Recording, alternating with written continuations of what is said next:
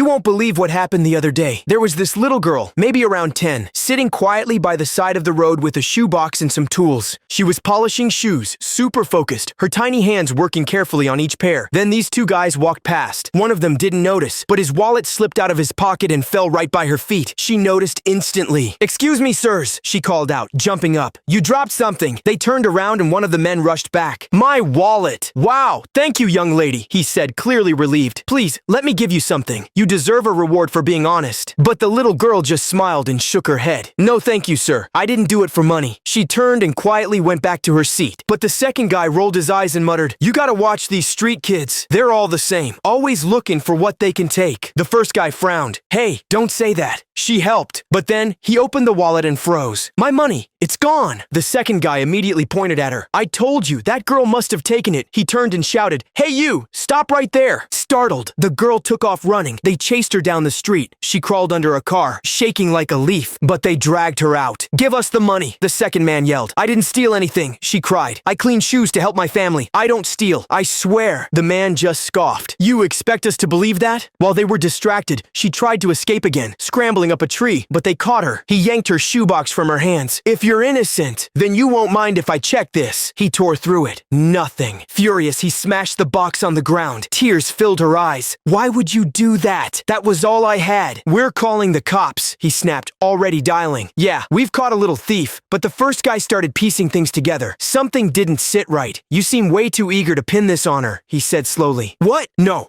You can search me if you want," the guy said, laughing nervously. So the first guy did. He reached into his friend's pocket, pulled out a thick wad of cash. "You stole it?" he asked, shocked. Turns out the second guy had slipped into his office earlier and swiped it. "Sneaky. You don't get it," the guy stammered. "I was going to—" "Don't. Just stop," he said, voice cold. "You framed a child. That's beyond low." Right then the police showed up. The little girl pointed. "That's the real thief, officer." Without hesitation, they cuffed him. "You're under arrest," he screamed. "Please, don't let them take me." The first guy just shook his head. "You didn't just steal money, you stole my trust." As they dragged him away, the girl knelt down to collect the broken pieces of her shoebox. The first man bent down. "Let me help you." But she gently replied, "No thank you, sir. I'll be okay." The next day, she stumbled into the kind man again, her tools now tucked in a nylon bag. He greeted her. "Good day, sir," she smiled. "Hope you're doing well." "Much better now. Mind if we sit for a bit?" They sat together on a bench, and he handed her a shoebox. "I got this for you to apologize for yesterday. Please don't refuse it." When she opened it, inside sat the prettiest pair of shoes she'd even seen. Her eyes lit up. "Thank you, sir. You're really kind." He smiled back. "No, thank you for staying honest, even when people didn't treat you right." If you think she deserved that moment, subscribe.